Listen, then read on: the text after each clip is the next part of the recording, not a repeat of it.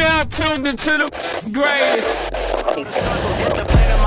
So when that bag come, I won't fumble. I'm just stacking on the low, but hey, I'm tired of being humble. Let me get to it. That motivation music. Get control of your life, don't let nobody else do it. Cause when I gon' have Metro S550s cruising. Feel like you winning on the ground. Yes, sir. What's up, everybody? Welcome back to The Run with me, Manny Wilson, all the way from Detroit to Chicago to your speakers and headphones.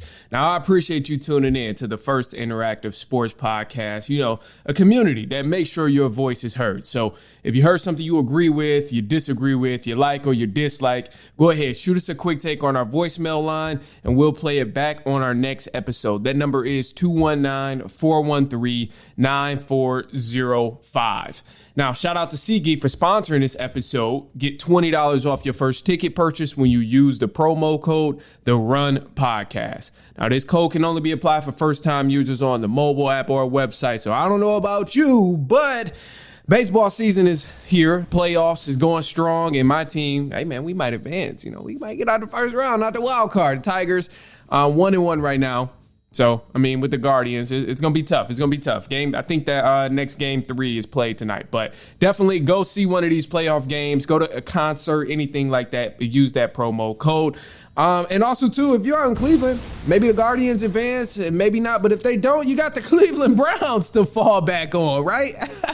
The Cleveland Browns, bro, what is happening over there in Cleveland with the Browns? Because I'm telling you, Shedeur Sanders has got to be getting picked on at this point. And honestly, I give it to maybe, let's say, week 7 until Shedeur Sanders is the starting quarterback of the Cleveland Browns. I give it to week 7 because the Browns recently named Dillon Gabriel the starting quarterback after benching Joe Flacco, which is cool. I understand it. You got to make these important moves. I understand the order of the depth chart, which is cool. You got Flacco, Dillon Gabriel, Shedeur Sanders is the third string quarterback. But the insane thing to me, and what's so crazy to me, and I don't know if I can digest this fact here or digest this concept, is I've never in my life seen a third string quarterback get this much attention and be involved this much in media and fans. And it's not even his fault. It's not like he's asking media to come talk to him or asking fans to vouch for him to be a starting quarterback. It's insane because you think of any third string quarterback for your favorite team or your friend's favorite team. I guarantee, go ask anybody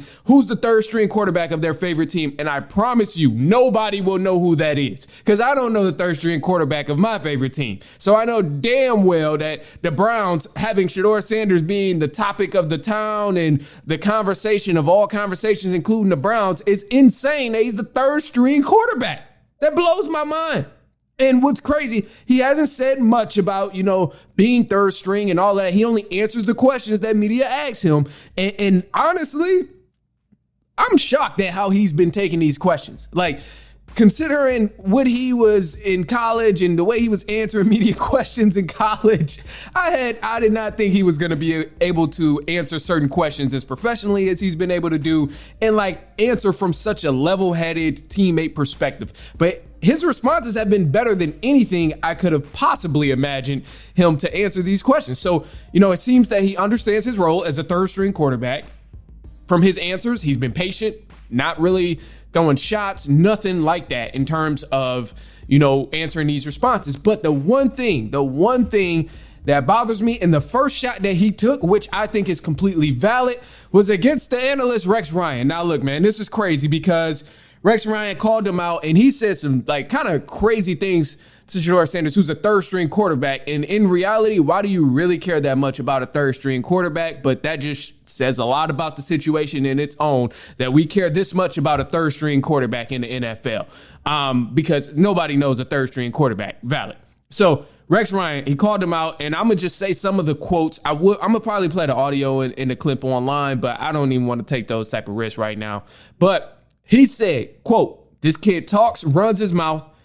Another quote, "Quit being an embarrassment." Another quote, "Get your ass in the front row and study, do all of that." Another quote, "I know the whole league knows." So he was going on a crazy tangent, going on a crazy rant about Shedeur Sanders and the things he's not doing and talking too much about media. So what Shedeur did, he responded and he didn't say a damn thing to the media. He just kept his mouth shut. He moved his mouth when they asked him questions, but he didn't say a single thing. Not a word came out. And honestly, I thought my audio was broken. I thought something was going on with my audio. My phone was tweaking out or whatever. So that's how he responded to this. But now it became an even bigger problem because people are like, why is he being such a a-hole? Why is he doing this? Why is he acting this way? He's behaving this way. It's become even more controversial after someone got mad at him for talking. And then now he doesn't say anything to media and people continue to get mad. So obviously Shedeur can't win there. Can't win there. He can't win. The people upset when he talk, people upset when he don't talk. So either way it goes, he can't win. And I think it was a clever move from him rather than saying something that could have offended the starting quarterback, Dillon Gabriel, or someone else on the team or the defense or whatever it is with the Cleveland Browns. But I put it this way. I don't know what goes on behind the scenes in this facility of team meetings and all the film watching. I don't know what happens, but if play-wise, from what I've seen in clips, from footage of training camp, preseason, all of these different things, Shedeur Sanders, he might be the best quarterback in this locker room. And obviously, we'll find out very soon with Dillon Gabriel being the starting quarterback. Maybe he can move the ball a little more than Joe Flacco because Flacco couldn't move the ball. I was looking at the Browns and the Lions game last week, and it was just a tragedy because what's crazy is the Browns-Lions last week, Browns had multiple opportunities to actually strike and make it a competitive game. The defense kept them in the game, and the defense gave them multiple opportunities to actually make the game competitive and possibly even beat the Lions at one point in the game. But the offense just couldn't move the ball. They couldn't get anything downfield. They couldn't find their skill players to get the ball to. And that's ultimately why I think it was a great decision that Flacco got benched. So maybe Dillon Gabriel is going to be different. For the Browns' sake, hopefully. Hopefully it does work out for them in any type of way, but they have solid offensive pieces. They just have to find a way to get them the ball. This is the biggest issue with the Cleveland Browns. So if Dillon Gabriel is that guy, cool. If he's not, maybe move on to the next person, which would be Shedeur Sanders. But I think at some point, once we continue to see Dillon Gabriel go out there, if he's not good, if he's not shooting it, if he's not knocking lights out as the starting quarterback with the Browns, feeding players the ball and getting the skill guys the ball, fans are 1,000% going to start lobbying for Shedeur Sanders to be the starter, or at least to give him a shot, considering he was good in training camp, considering Shedeur Sanders was good in preseason, and considering he's been patient and has been answering all these media questions very maturely. So I think at some point, the clock is really ticking for Shedeur Sanders to be the starting quarterback. And hey, we'll see what Dillon Gabriel does. But if he messes up, it's over with. You can definitely bet the bank on Shedeur Sanders being the starting quarterback probably by week 7. So, Browns overall, I think they're a mess so far. And, they have to come together and figure out some sort of way to make this offense work. And I think it does start at the top of, maybe even just resetting the whole tone. I'm sure Browns fans have been talking about that for a long time. But ultimately, what the Browns offense is doing now is, no less than what Jameis Winston was doing last year.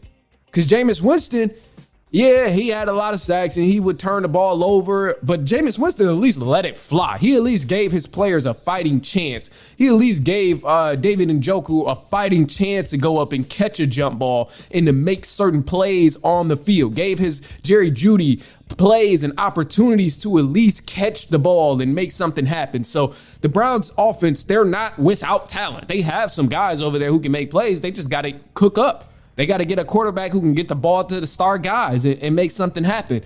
But ultimately, with the whole mess going on back and forth of, Shedeur Sanders doing this, he's not doing that, and it's insane, and it's a joke. It's a joke, man. At this point, it's silly that so many people are frustrated about, he's answering questions from the media.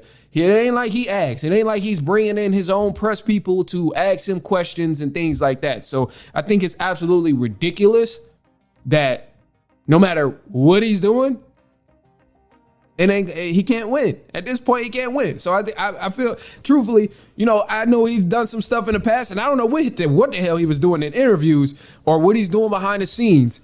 But at least from what we can see, looking at media, the way he's answering questions, the way he played previously early on in a preseason and training camp, it looks like Shedeur Sanders ain't did nothing wrong. So from the outside looking in, it looks like Shedeur Sanders is just being picked on for every little thing that he's doing.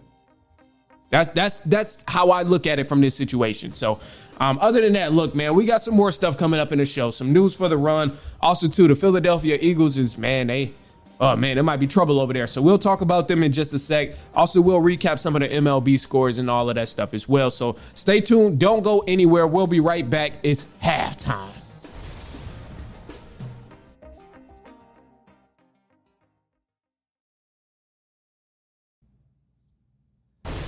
All right, man, and news for the run. Let's get into it. Welcome back to the run with me, Manny Wilson.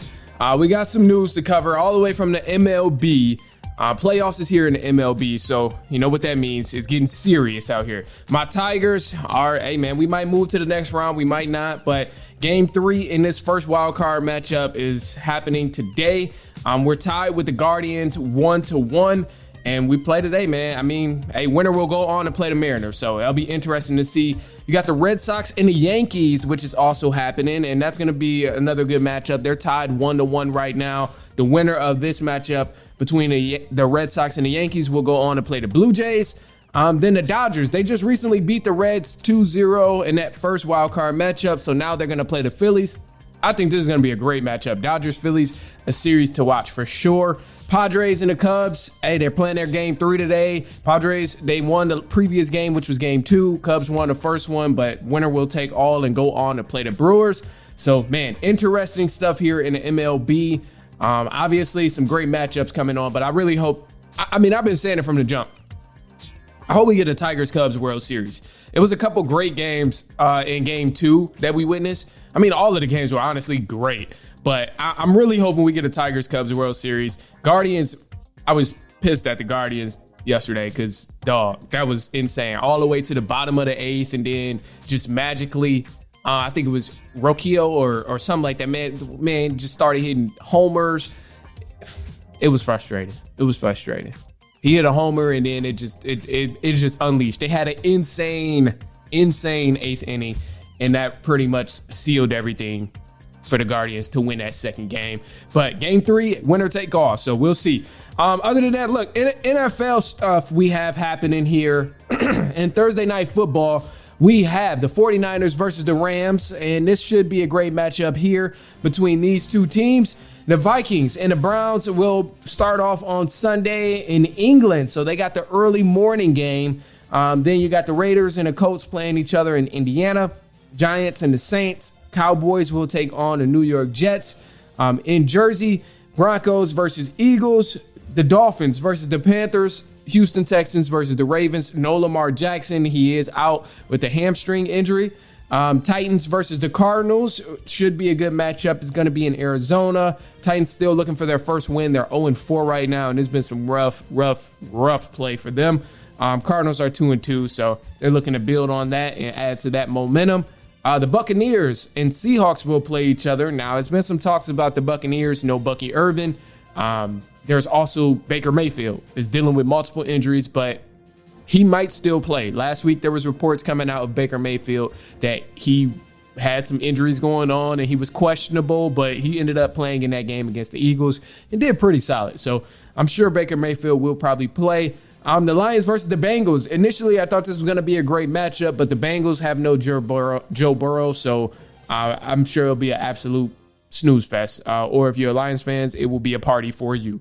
The Commanders and the Chargers will take on each other. No Jaden Daniels for the Commanders, still out with, I think it was an ankle injury. I have to double check that, but definitely fact check that. But no Jaden Daniels will be playing in this matchup against the Chargers in California. Patriots will play the Bills in this division matchup. Bills are 4-0, so they're looking to go 5-0, and Patriots 2-2. They've been solid on the road so far. They're 1-0, and, of course, the Bills are 3-0 at home, so that doesn't really help their case. But Bills definitely going to win this game here. Then Monday Night Football, we finally just have a regular one slate game for Monday Night Football. Chiefs and Jaguars are going to be playing in Jacksonville, so interesting matchups, but I definitely think the Chiefs will take the dub here and, wrap up the game. Now, however, so some other things happening. As I said, the Philadelphia Eagles are in the news, man. Eagles offense, they got some things going on. So AJ Brown, man, he's unhappy. The Eagles are 4-0, but he's kind of unhappy. There's a little trouble in paradise here for the Philadelphia Eagles. And I personally understand why AJ Brown is unhappy, but he said some things on social media, put out a couple cryptic posts. You would just have to look it up. I don't have it here, but he posted some cryptic posts about, not being appreciated and possibly leaving. Of course, I'm paraphrasing, but honestly, I understand why AJ Brown is unhappy. Like, I get it. And it's not necessarily just AJ Brown is being a diva because he's not receiving the ball or anything like that. But with him being unhappy about the Eagles' offensive game plan, like, I get it, because the Eagles' offense stinks right now. So how can you not be on AJ Brown's side of the offense being bad and that they need to try something else and get him the ball? Because they're bottom 5 in total offensive yard. Third from the last spot. Bottom 5 in total offensive yards. They're bottom 5 in yards per game. The Eagles have the highest 3-and-out rate offensively in the league right now. So if I'm AJ Brown, I understand everything, all the frustrations that's there, because the Eagles have a certain standard. They have a certain standard that is not bottom 5 in offense of the NFL. That's not bottom 5 in yards per game in the NFL. So I get why AJ Brown is frustrated about that, especially when you're a caliber or a type of player that can add so much to the offense. You can contribute so much to the offense and really help them out. So there I get the whole narrative of, he's being a bad teammate. He's being a diva. He just wants the touches and they're winning, so he should be okay. I get it. But let's be honest. Yeah, the Eagles had some tough battles so far in the first 4 weeks. They beat some respectable teams, but they weren't necessarily pretty wins. And I get it. Every win is, wins ain't got to be pretty every time. You just got to win a game. So I understand that part. But bottom 5 offensively is not the Eagles standard.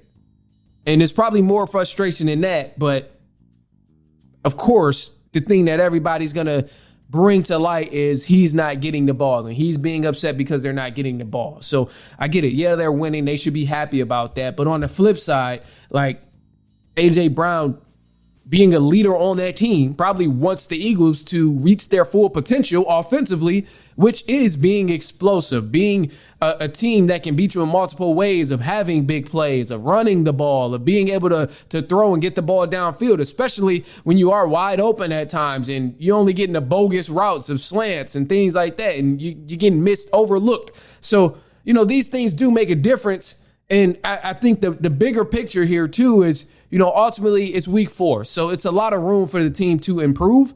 And it will happen. But it's kind of scary that the Eagles are 4-0 and this offense is bottom 5 right now, because, man, that's scary. This team has beaten some respectable teams with the bottom 5 offense, total yards, and all of these different things. But when they get it together, that's going to be even more scary. Like, they've beaten all playoff teams so far besides the Cowboys, and the Cowboys are still a pretty decent team in the NFL. They're pretty good so far, definitely offensively. So, when the Eagles continuously find ways to win, even though the offense is getting stalled out and not really looking fluid, it says a lot, because once they do get it rolling, if they get it rolling, then they will be a very difficult team to beat. Because right now, a lot of these games that they're winning is because of the defense, because the defense is showing up big and showing up strong, showing up week after week and actually making things happen. So it'll be interesting to see what happens against the Broncos in this matchup. Now, Broncos is a team, they're also been trying to figure some things out, but above all,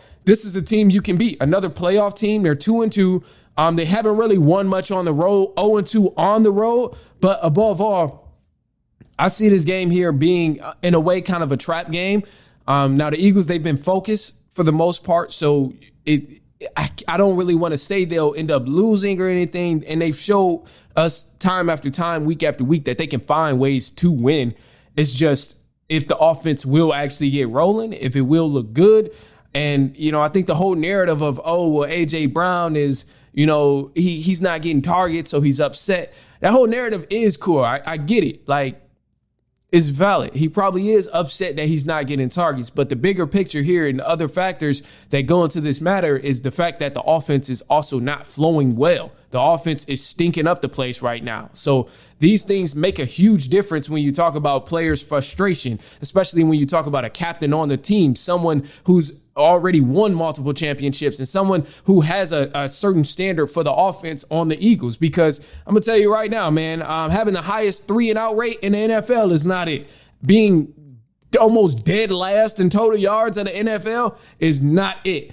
Being almost dead last in yards per game is not it. So I understand that A.J. Brown's not getting the ball, but there's a bigger issue here with the Philadelphia Eagles than, A.J. Brown is just not getting targets, so he's upset. No, it seems like A.J. Brown needs to get targets. And if anything, it seems like he has every right to be upset that he's not getting targets, because clearly whatever the hell the Eagles is doing right now is not working at all. So I understand the frustration, and part of me is on A.J. Brown's side of, yeah, you know what? Be vocal about it. Be vocal about how bad the offense is. Who cares if you guys are winning? But we all know, watching games in the NFL, sometimes you win games that you're not supposed to. Sometimes other team loses the game more than you actually win it. So these things are all a factor here, and it's all part of the bigger issue. But A.J. Brown, man, I'm actually on his side in this situation. So usually I'm not on the side of receivers crying about not getting the ball. I think to an extent you do have to just be okay with your team winning in certain game plans, certain weeks, because some weeks you might have to run the ball more and things like that. But ultimately, week 4, he had a solid game against the Rams. They threw the ball, obviously, but if one thing ain't working, then you got to go to the next. And it seems like A.J. Brown is understanding that, hey, whatever we're trying to do on the offensive end is not working. So we need to go to the next of getting me the ball, getting somebody else the ball, throwing the ball, whatever the case is. So it'll be interesting to see how the Eagles look in week 5 against the Broncos, but I don't know. I'm excited to see what they do. So we'll see. Other than that, look, man, that's all I got for you guys. So I really do appreciate you tuning in, hanging with me. I'm going to leave on a positive note, and a positive note here, it's just going to be, try hard, man. Just try your best. Try your best at whatever you're doing. Try your best at whatever you're doing. And when you think that you gave your best, add a little more. Do the LeBron. Take 2 more. Add some more fire to the fuel and try and crank it up a notch. And then maybe you are giving your best effort after you already tried. And then just take that, keep adding on. So, just keep resetting your best, I guess, if you will. I guess that's the common denominator here is, set the standard. You reach that standard, set the new standard. But it all starts with just trying at first. So you definitely want to just try at whatever it is, you want to do. So I'll leave it at that. Other than that, man, that's all I got for you guys. I really do appreciate it. Follow us on Instagram at The Run Podcast, TikTok at The Run Podcast, YouTube, The Run with Manny Wilson. Search it up. And then other than that, I think that's it. Send it to a cousin, a brother, uncle, niece, nephew, coworker, friend, family member. Promise you they're not going to mind. Worst case, they just want to listen. And that's cool. It is what it is. But other than that, man, that's all I got for you. So appreciate you tuning in, and we will be back later on next week, and so on and so on and so on.